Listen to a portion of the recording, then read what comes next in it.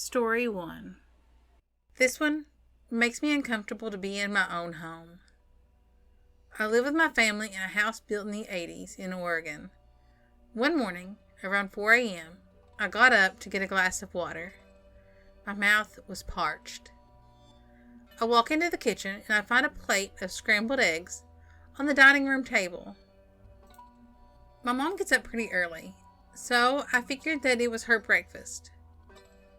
That afternoon, I got a call from my mom on her lunch break. She asked me why I'd made scrambled eggs and left them on the table so early in the morning. I said I didn't, and I thought they were yours. She hadn't made eggs and had no idea where they came from. My dad didn't make them either. My Nana is 93. She can't walk without her walker. Needs help even getting out of bed. And she has advanced Alzheimer's. She couldn't cook a plate of eggs if she tried. I even asked her that afternoon, "Nana, did you make some scrambled eggs late last night?" She sat there in silence and refused to answer. I asked her a couple more times. It was like she was keeping a secret for someone or something.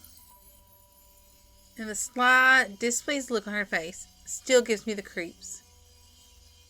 Now, when I was a little kid, I was a serious morning person. When I was a kid, I would usually get up before anyone else. I would then go pester my dad to get up and make me waffles for breakfast. And usually he would. And then he would sit with me while I ate them at the coffee table. This particular morning, I woke up because I heard my mom tell me that it was time to get up and get ready for school. So this means it was around 5-ish. I got up, I put my clothes on, and I walked into the living room. Sitting on the coffee table was a plate of warm, fresh waffles. I figured my dad had heard me getting up and left them there just for me.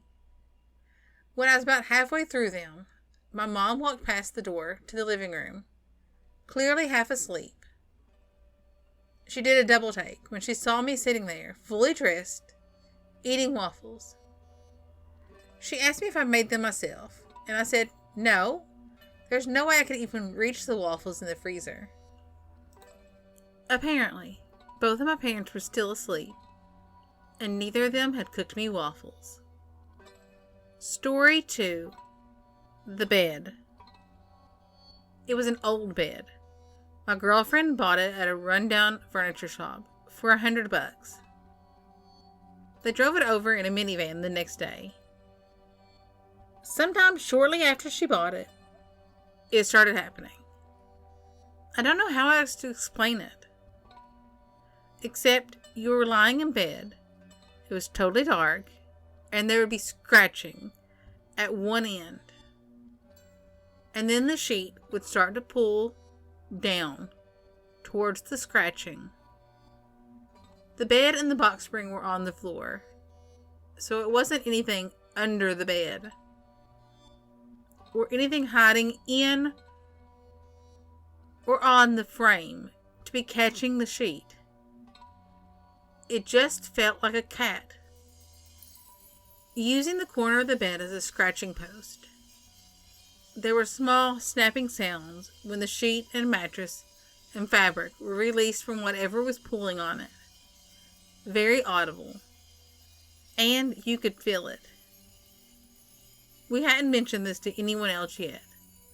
And then a friend decided to take a nap in my girlfriend's room. 15 minutes later, they came out saying, "There's something in your room, and it's scratching your bed." We tore the room apart multiple times looking for a mouse or anything. Maybe an incredibly strong bug. Anything. We searched the mattress, looked under the piece of fabric that covers the box spring. Her room is small, and we never found anything. We called the store back, and they switched out the mattress with another one. They said that this one must have been broken. The scratching and pulling stopped. And those terrifying nights of laying awake with something pulling on the sheets remain just a mystery to us all. Story 3. House Sitting. It was the summer of '06.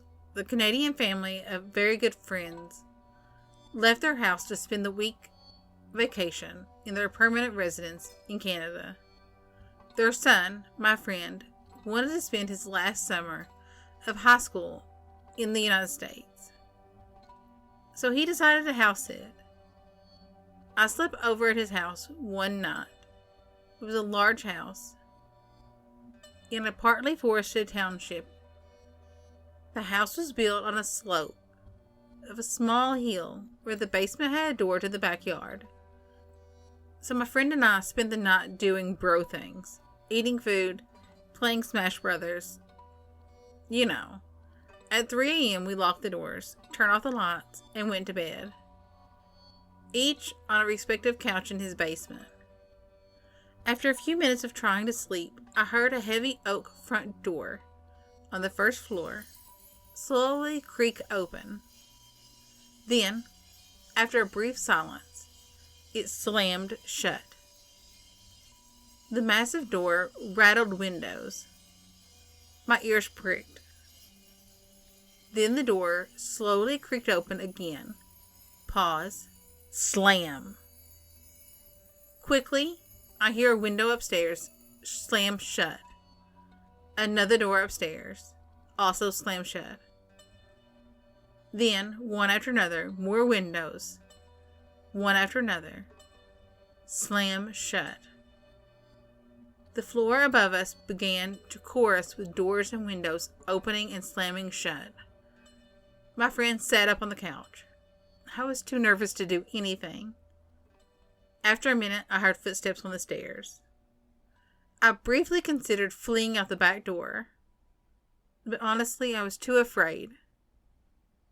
The steps were like anyone else's, a normal walking pace. They had a weighty sound to them. I could hear multiple sets. I began to consider that my friends were playing a prank on us, or that burglars had a stupid plan to scare us out of the house before robbing it. For some reason, neither of us budged. There was rooms in the basement, and I could hear doors and windows in those rooms opening and shutting. Any of the visible doors and windows stayed shut. "What do you think it is?" I whispered. He shook his head and said, "I don't know." Between all the doors, windows slamming shut, and the footsteps we heard, a particularly distinct set of steps began directly over our heads. Following the steps with my ears, I heard them walk slowly to the door of the basement. The basement door slowly opened. The steps began to descend the stairs. I could hear them approaching in the darkness. Eventually, the mysterious stranger reached the last step. I squinted ahead, but still saw nothing. I was terrified. The steps approached us, and I saw nothing. There was no body, just the sound of steps. I could locate the steps perfectly next to us in the couches. Just a few feet away from my friend, the invisible man turned and walked to the basement back door.